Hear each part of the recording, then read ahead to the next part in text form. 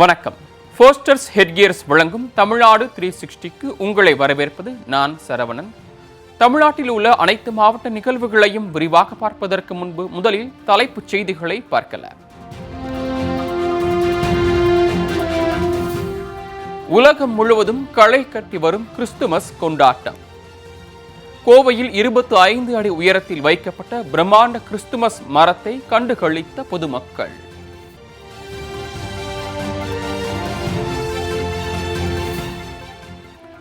சிவகங்கை மாவட்டம் திருப்பத்தூரில் புது வெள்ளத்தை காண குவிந்த பொதுமக்கள். ஆற்றில் பாய்ந்தோடும் மீன்களை பிடிப்பதில் இளைஞர்கள் போட்டா போட்டி.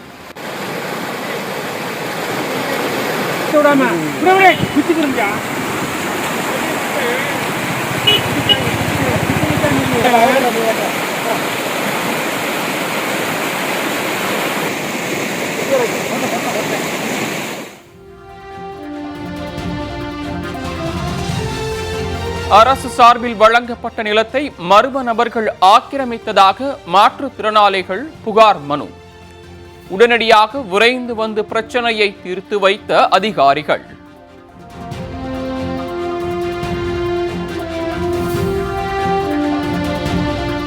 தமிழ் ஆட்சி மொழி சட்டவார பேரணியை தொடங்கி வைத்த அமைச்சர் கீதா ஜீவன்.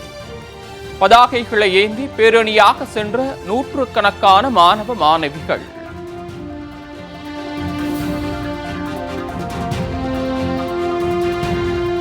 சேலத்தில் பொதுமக்கள் கூடும் பிரதான பகுதியில் மலை போல குவிந்த குப்பைகள். புகார் அளித்தும் நடவடிக்கை எடுக்கப்படவில்லை என மாநகராட்சி அதிகாரிகள் மீது பொதுமக்கள் குற்றச்சாட்டு.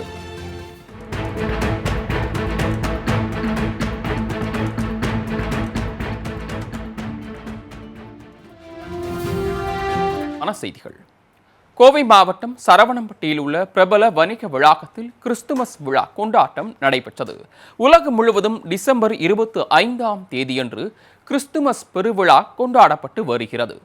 அந்த வகையில் நடப்பாண்டில் விழா கோலாகலமாக தொடங்கி நடைபெற்று வரும் நிலையில் கோவை மாவட்டம் சரவணம்பட்டியில் உள்ள புரோஜோன் மாலிஸ் கிறிஸ்துமஸ் கொண்டாட்டம் நடைபெற்று வருகிறது.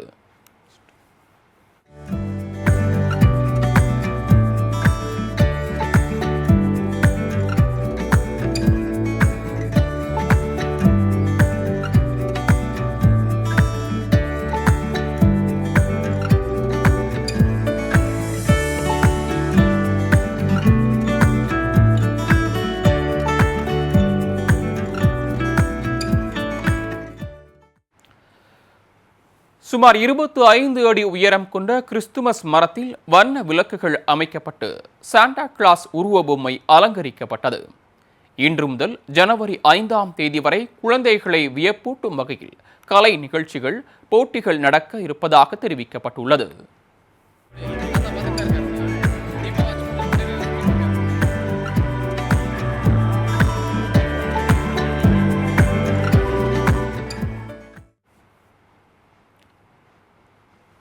புரோஜோன் எ வெரி ஃபியரி கிறிஸ்துமஸ் என்ற தலைப்பில் கோயம்புத்தூரில் முதன்முறையாக நகரின் மிக உயரமான கிறிஸ்துமஸ் ட்ரீ புரோஜோன் மால் மெயின் என்ட்ரியமில் அமைக்கப்பட்டுள்ளது. மேலும் இந்த வளாகம் முழுவதும் வண்ண வண்ண விளக்குகளாலும் மற்றும் அலங்காரத்துடன் கூடிய செல்ஃபி ஜோன்களும் அமைக்கப்பட்டுள்ளன. இந்த வளாகத்தில் புத்தாண்டுக்கு முந்தைய இரவில் செலிபிரிட்டி நைட் பார்ட்டியும் நடைபெறும் என அறிவிக்கப்பட்டுள்ளது. சிவகங்கை மாவட்டம் திருப்பத்தூர் அருகே வெள்ள நீர் வடிந்து இயல்பு நிலை திரும்பியதால் புதுவெள்ளத்தை காண பொதுமக்கள் குவிந்தனர். கடந்த சில நாட்களாகவே தொடர் கனமழை பெய்த நிலையில் தென் மாவட்டங்களில் உள்ள ஆறு, குளம், ஏரிகள் நிரம்பி வருகிறது. மதுரை மாவட்டம் அழகர் கோயில், கொட்டாம்பட்டி ஆகிய பகுதிகளில் மழையின் காரணமாக காட்டாற்று பகுதிகளில் வெள்ளம் பாய்ந்து மணிமுத்தாற்றின் தரைப்பாலத்தை தாண்டி தண்ணீர் ஓடியது.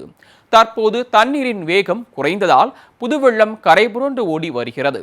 மேலும் பாய்ந்தோடும் தண்ணீரில் மீன்கள் துள்ளி குதித்து வரும் நிலையில் இதனை காண்பதற்காக அப்பகுதியை சேர்ந்த இளைஞர்கள், பெண்கள், குழந்தைகள் என ஏராளமானோர் குவிந்தனர்.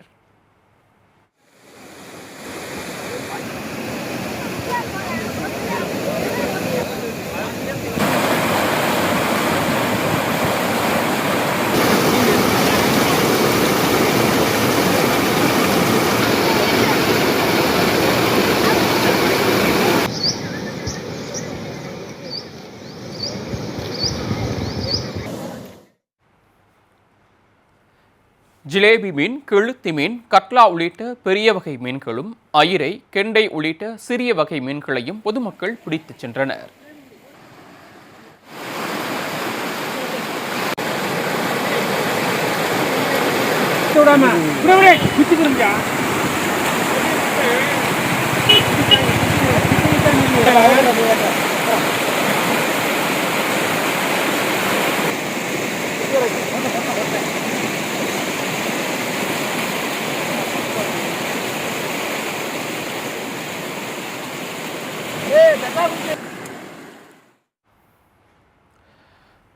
கடந்த 3 நாட்களாக தண்ணீர் தரைப்பாலத்திற்கு மேலாக சென்றதால் 20க்கும் மேற்பட்ட கிராமங்களைச் சேர்ந்தவர்கள் அதில் செல்ல முடியாமல் தவித்தனர்.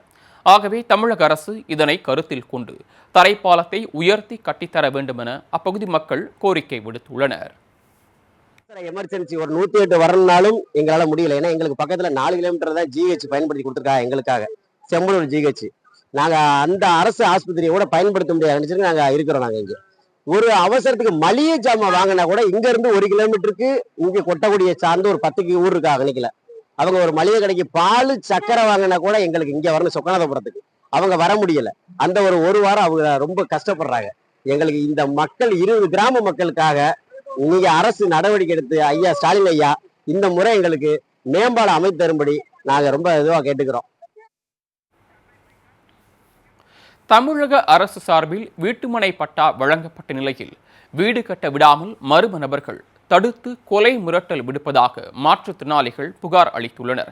தமிழக அரசின் கலைஞர் கனவு இல்ல திட்டத்தின் கீழ் வீடு கட்டுவதற்கான ஆணை வழங்கப்பட்டும் அக்கம் பக்கத்தினர் கொடுத்த குடைச்சலால் பாதிக்கப்பட்டிருக்கும் இவர்கள்தான் மாற்றுத்திறனாளி தம்பதியான தயாளன் மற்றும் லட்சுமி. ராணிப்பேட்டை மாவட்டம் சோளிங்கரை அடுத்த புலிவலம் பஞ்சாயத்திற்குட்பட்ட பகுதியை சேர்ந்த இவர்கள் தங்களுக்கு வீட்டுமனை பட்டா வழங்குமாறு மாவட்ட கலெக்டர் சந்திரகலாவை சந்தித்து மனு கொடுத்தனர். இந்த கோரிக்கையை ஏற்றுக்கொண்ட கலெக்டர் புலிவலம் கிராமத்தில் நத்தம் புறம்போக்கு இடத்தில் இலவச வீட்டுமனை பட்டா வழங்கினார். இதனையடுத்து சம்பந்தப்பட்ட இடத்தில் வீடு கட்டும் பணிகள் மும்முரமாக நடந்து வந்த நிலையில் அதன் அருகே வேறொரு இடத்திற்கு சொந்தக்காரரான பக்தவச்சலம் என்பவர் வீடு கட்ட விடாமல் பிரச்சனை செய்து வருவதாக கூறப்படுகிறது. இதுகுறித்து மாவட்ட ஆட்சியர், சோளிங்கர் வட்டாட்சியர், வட்டார வளர்ச்சி அலுவலர்களிடம் தகவல் அளித்த நிலையில் குறிப்பிட்ட இடத்தில் உள்ள ஆக்கிரமிப்புகளை அகற்றி வீடு கட்டுவதற்கு தகுந்த ஏற்பாடு செய்ய உத்தரவிடப்பட்டது. அதன் பேரில் சோளிங்கர் வட்டாட்சியர் செல்வி, ஒன்றிய குழு பெருந்தலைவர் கலைக்குமார், வட்டார வளர்ச்சி அலுவலர் வெங்கடேசன், வருவாய் ஆய்வாளர் கோகுல், விஏஓ சதீஷ் ஆகியோர் நேரில் சென்று பிரச்சனையில் ஈடுபட்டவர்களை எச்சரித்து மாற்றுத்திறனாளிகள் வீடு கட்டுவதற்கு தகுந்த ஏற்பாடுகளை செய்தனர்.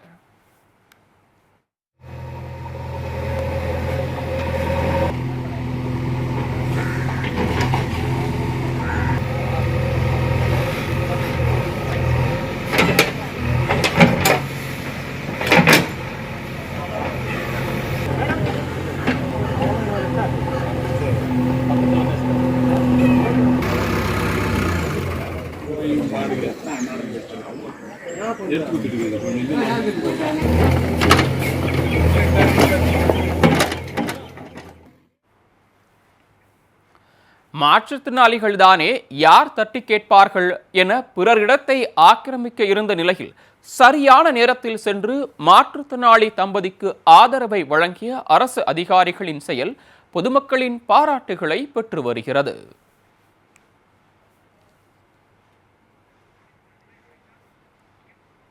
தூத்துக்குடியில் தமிழ் வளர்ச்சித்துறை சார்பில் தமிழ் ஆட்சி மொழி சட்டவாரம் குறித்த விழிப்புணர்வு பேரணியை அமைச்சர் கீதா ஜீவன் கொடியசைத்து துவங்கி வைத்தார். 1956ஆம் ஆண்டு டிசம்பர் மாதம் 27ஆம் தேதி அன்று தமிழ் ஆட்சி மொழி சட்டம் இயற்றப்பட்டது. இதனை நினைவு கூறும் வகையில் ஆண்டுதோறும் டிசம்பர் 20ஆம் தேதி முதல் ஒரு வாரத்திற்கு அனைத்து மாவட்டங்களிலும் விழிப்புணர்வு பேரணி நடத்தப்பட்டு வருகிறது. இந்நிலையில் தூத்துக்குடி பழைய மாநகராட்சி அலுவலகத்திலிருந்து இந்த விழிப்புணர்வு பேரணி நடைபெற்றது. இதனை தூத்துக்குடி மாவட்ட ஆட்சியர் இளம்பகவத் முன்னிலையில் தமிழக சமூக நலன் மற்றும் மகளிர் உரிமைத்துறை அமைச்சர் கீதா ஜீவன் கொடியசைத்து துவக்கி வைத்தார்.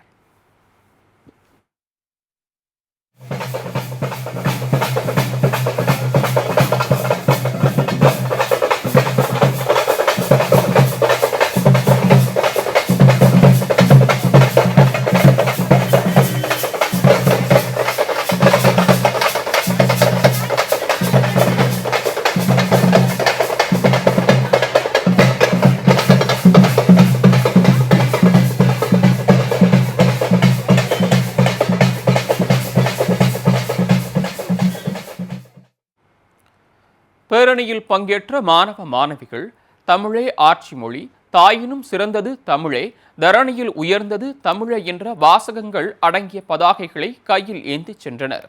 பழைய மாநகராட்சி அலுவலகத்திலிருந்து தொடங்கிய இந்த பேரணி பெரிய காட்டன் சாலை, கடற்கரை சாலை வழியாக சென்று முத்துநகர் கடற்கரையில் நிறைவு பெற்றது.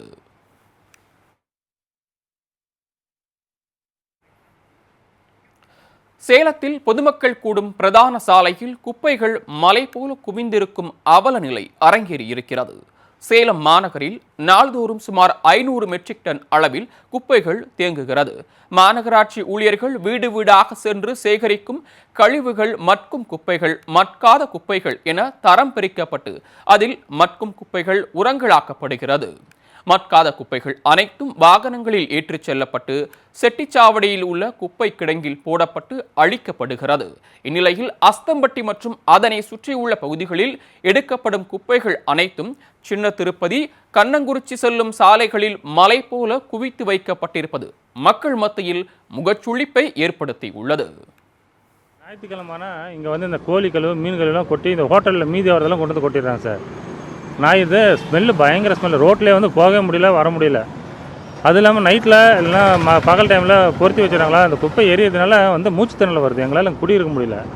நாங்கள் இந்த குப்பை கொட்டுறவங்ககிட்ட கேட்டால் இது நீங்கள் போய் அதிகாரிட்ட கேளுன்னு சொல்லிடுறாங்க. இது யார்கிட்ட போய் சொல்கிறதுன்னு எங்களுக்கு சரியான தெரியல. கேட்டால் இது ஒரு வார்டுங்கிறாங்க, நாங்கள் இருக்கிற இடம் ஒரு வார்டுங்கிறாங்க, தெரிய மாட்டேங்குது சார். பயங்கரமாக இதுக்கு இது ஒரு என்ன ஒரு விடிகால்னு சொல்லி கொஞ்சம். போதாக்குறைக்கு இறைச்சி கடை நடத்தி வருபவர்களும் மீதமுள்ள இறைச்சி கழிவுகளை இந்த குப்பை மேட்டில் கொட்டிச் செல்வதால் நாய்கள் அதனை தின்று வழியெங்கும் சிதறிவிட்டு செல்கிறது. சின்ன திருப்பதியில் கோயில், பள்ளிகள், கல்லூரிகள் செயல்பட்டு வரும் நிலையில் இந்த குப்பை மேட்டால் மாணவ மாணவிகள், பக்தர்களும் மிகுந்த சிரமத்தை எதிர்கொள்ள வேண்டிய கட்டாயம் ஏற்படுகிறது. ஆகவே மாநகராட்சி நிர்வாகம் உடனடியாக இதனை கருத்தில் கொண்டு தேங்கிய குப்பைகளை எடுத்து குப்பை கிடங்கிற்கு மாற்றி அளிக்க வேண்டும் என கோரிக்கை விடுத்து வருகின்றனர் அப்பகுதியை சேர்ந்தவர்கள். கோழி கழிவுகள் இதெல்லாம் கொண்டாந்து இங்கே கொட்டிகிட்டு இருக்கிறாங்க. அது இல்லாமல் இந்த பக்கம் தள்ளி அந்த பக்கம் டிச்சு அடைச்சதுனால தண்ணி தேங்கி இந்த பக்கம் போக்குவரத்துக்கெல்லாம் சரியில்லாமல் மழை பெய்கிற காலத்தில் இந்த பக்கம் போக்குவரத்து போக முடியல. ரெண்டாவது ஸ்கூலு காலேஜ் இருக்கிறதுனால பிள்ளைங்களும் வற்ற வச்சிடுறாங்க, பிள்ளைங்களும் போக முடியல, மூச்சை பிடிச்சிக்கிட்டு போகிறாங்க வராங்க. இது 2-3 டைம் கார்பரேஷன்லேயும் கம்ப்ளைண்ட் பண்ணியாச்சு, எந்த விதமான நடவடிக்கையும் எடுக்கவில்லை. இனியாவது ராமநாதபுரம் மாவட்டம் பரமக்குடியில் குடியிருப்புகளுக்குள் மழைநீர் புகுந்ததால் பொதுமக்கள் அவதியடைந்து வருகின்றனர். ராமநாதபுரம் மாவட்டம் பரமக்குடி அருகே தெளிச்சாத்தநல்லூர் பஞ்சாயத்திற்குட்பட்ட அன்பு நகரில் சுமார் 500க்கும் மேற்பட்ட குடும்பங்கள் வசித்து வருகின்றன. இந்த அன்பு நகருக்கு அருகே பொதுப்பணித்துறையின் கீழ் கண்மாய் ஒன்று அமைந்துள்ளது.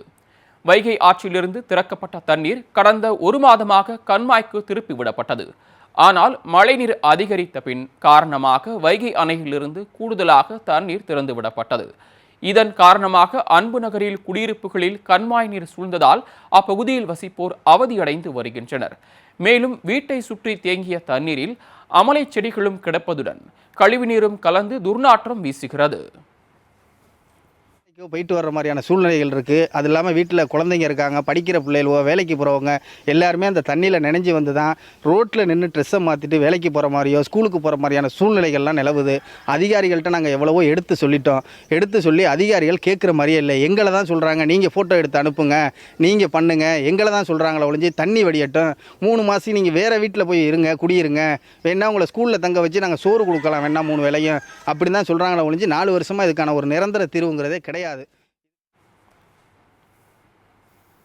அன்பு நகர் முழுவதும் தண்ணீரில் மிதப்பதால் மருத்துவ தேவைக்கு கூட ஆம்புலன்ஸ் வர முடியாத சூழல் உள்ளது.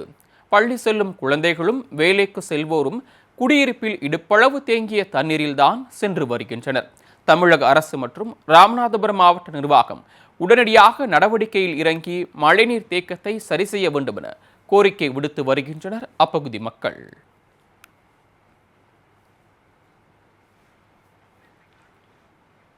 பிரபல சுற்றுலா தலமான கொடைக்கானலில் ஏற்பட்ட திடீர் நிலச்சரிவால் பொதுமக்கள் வெளியே வருவதற்கே அச்சமடைந்து வீட்டுக்குள் முடங்கி போயிருக்கின்றனர்.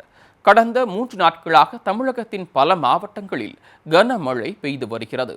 திண்டுக்கல் மாவட்டம் கொடைக்கானலில் 2 நாட்களாக பெய்த தீவிர மழையால் சில பகுதிகளில் நிலச்சரிவு ஏற்பட்டது.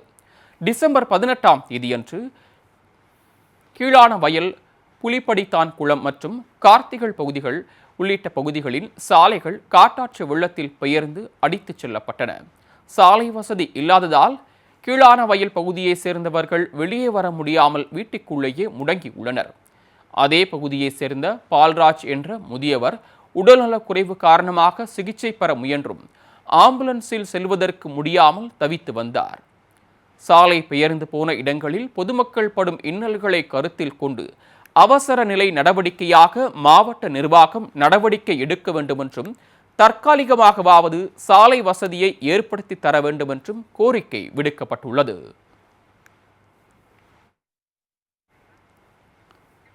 அருப்புக்கோட்டையில் சாலை ஓரங்களில் உள்ள ஆக்கிரமிப்புகளை அதிகாரிகள் இடித்து தள்ளி அப்புறப்படுத்தினர். விருதுநகர் மாவட்டம் அருப்புக்கோட்டை நகராட்சியில் நெடுஞ்சாலைத்துறைக்குட்பட்ட பகுதிகளில் உள்ள சாலை வியாபாரிகள் ஆக்கிரமிக்கப்பட்டதாக புகார் எழுந்தது.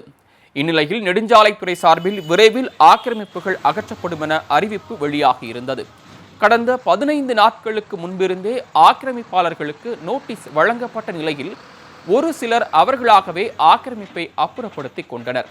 இந்நிலையில் மீதமுள்ள இடங்களில் இன்று நெடுஞ்சாலைத்துறை அதிகாரிகள் நேரில் சென்று ஆக்கிரமிப்புகளை அப்புறப்படுத்தும் பணியில் ஈடுபட்டனர்.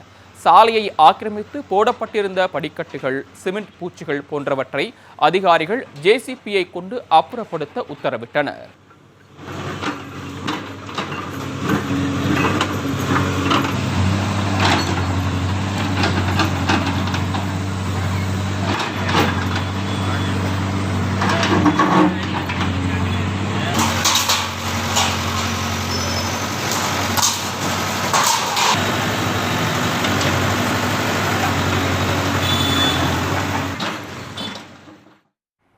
ராணிப்பேட்டை மாவட்டம் தாளனூர் ஊராட்சிக்குட்பட்ட குடியிருப்பு பகுதிகளை கழிவுநீர் சூழ்ந்ததால் பொதுமக்கள் பெரும் சிரமத்திற்கு ஆளாகி இருக்கின்றனர். ராணிப்பேட்டை மாவட்டம் ஆற்காட்டை அடுத்த தாளனூர் ஊராட்சிக்குட்பட்ட இந்திரா நகர் குடியிருப்பு பகுதியில் கழிவுநீர் கால்வாய் அமைக்கும் பணி நடந்து வருகிறது. 15வது மத்திய நிதிக்குழு மானிய திட்டத்தின் கீழ் 6 லட்சம் ரூபாய் மதிப்பீட்டில் பணிகள் நடைபெற்றது. இந்நிலையில் இந்திரா நகர் 3வது குறுக்கு தெருவில் சிறிய குட்டை ஒன்றில் கழிவுநீர் கலந்து தேங்கியது.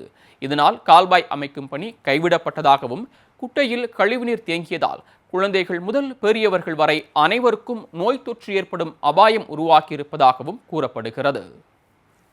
நகர் குட்டையில் வந்து அதிகமாக காவா தண்ணி கலந்து இங்கே இருக்கிற வீடுங்களாம் ரொம்ப பாதிப்படையுது. 7-8 மாதம் ஆச்சு. ஆகஸ்ட்லேருந்து நாங்கள் சொல்லிட்டு இருக்கோம். ஆகஸ்ட் இப்போ ஜூனு, ஜூலை, ஆகஸ்ட் இன்னமும் எங்களுக்கு ஒரு விடிவு கால பிறகுல இங்கே இருக்கிற மக்கள் எல்லாம் ரொம்ப அவசியப்படுறோம். கொசு தொல்லை அதிகமாக, டெங்கு, மலேரியா எல்லாம் வந்து வீடுங்கள்லாம் பூட்டிக்கிட்டு வெளியே போகிற நிலைமையில் இருக்கோம். இது வந்து கவர்மெண்ட் எல்லாருக்குமே நாங்கள் மனு கொடுத்துட்டோம். ஆனால் யாருமே எந்த ஒரு ரெஸ்பான்ஸுமே பண்ணவே இல்லை. எல்லா பசங்க வந்து குழந்தைங்க கை குழந்தைலாம் வச்சுன்னு இருக்கோம். எல்லாம் மழை வந்துச்சுன்னா காவா தண்ணி, குட்டை தண்ணி, டைனேஜ் தண்ணி எல்லாம் ஒன்றா கலந்து வரனால எல்லாம் வீட்டை விட்டு வெளியே போகிற மாதிரி இருக்குது. ரொம்ப கஷ்டப்படுறோம். இதுக்கு வந்து நிரந்தர முடிவாக எங்களுக்கு ஒரு சொல்யூஷன் வேணும். குடியிருப்பு பகுதிகளில் கழிவுநீர் தேங்காத வகையில் வெளியேற்றுவதற்கு ஊராட்சி ஊழியர்கள் நடவடிக்கை எடுக்க வேண்டும் என மாவட்ட ஆட்சியர் முதல் ஊராட்சி ஒன்றிய நிர்வாகத்தினரிடம் புகார் அளிக்கப்பட்டது. ஆனால் இதுவரை எந்தவித நடவடிக்கையும் எடுக்கப்படாததால் அப்பகுதி மக்கள் அதிகாரிகள் மீது அதிருப்தி அடைந்தனர். விறுவிறுவென தொடங்கிய தற்போது அரைகுறையாக விடப்பட்ட கழிவுநீர் கால்வாய் பணிகள் விரைந்து முடிக்கப்படுமா? கழிவுநீர் தேங்குவது சரி செய்யப்படுமா? பார்க்கலாம்.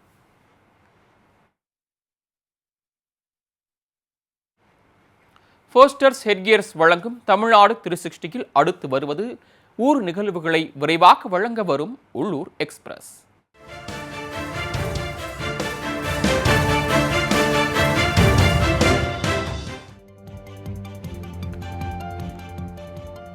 தேய்பிறை பஞ்சமியை முன்னிட்டு தேனி மாவட்டத்தில் உள்ள ஸ்ரீ சிவகணேச கந்தபெருமாள் கோயிலில் வாராகி அம்மனுக்கு சிறப்பு அபிஷேக ஆராதனைகள் நடைபெற்றன. மிகவும் பழமை வாய்ந்த இந்த கோயில் வளாகத்தில் இன்று யாகம் வளர்க்கப்பட்டது. பின்னர் வாராகி அம்மனுக்கு பால், தயிர், மஞ்சள், சந்தனம், தேன், இளநீர் உள்ளிட்டவற்றை கொண்டு அபிஷேகம் செய்யப்பட்டது. இதனைத் தொடர்ந்து வண்ண மலர்களால் அலங்கரிக்கப்பட்ட வாராகி அம்மனுக்கு தீபாராதனை காட்ட பக்தர்கள் மனமுருக தரிசனம் செய்தனர்.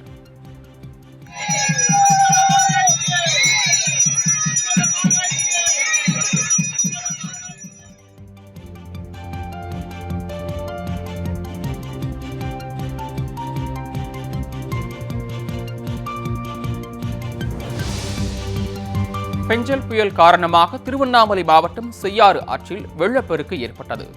இந்நிலையில் டிசம்பர் 20ஆம் தேதியன்று ஆற்றில் குளித்துக் கொண்டிருந்த இளைஞர்களுக்கு முருகர் சிலை ஒன்று கண்ணில் தென்பட்டது. இளைஞர்கள் சிலையுடன் இருந்த இந்த வீடியோ முகநூலில் வைரலானதைத் தொடர்ந்து வருவாய்த்துறையினர் சம்பவ இடத்திற்கு சென்றனர். சுமார் 2 அடி உயரமுள்ள முருகனின் கற்சிலை அதிகாரிகளால் மீட்கப்பட்டு வருவாய்த்துறை அலுவலகத்திற்கு எடுத்துச் செல்லப்பட்டது. முருகர் சிலை மண்ணில் புகுந்து மழை வெள்ளத்தால் வெளியே வந்ததா அல்லது ஏதேனும் கோயில்களில் இருந்து அடித்துச் செல்லப்பட்டதா என அதிகாரிகள் விசாரணை நடத்தி வருகின்றனர்.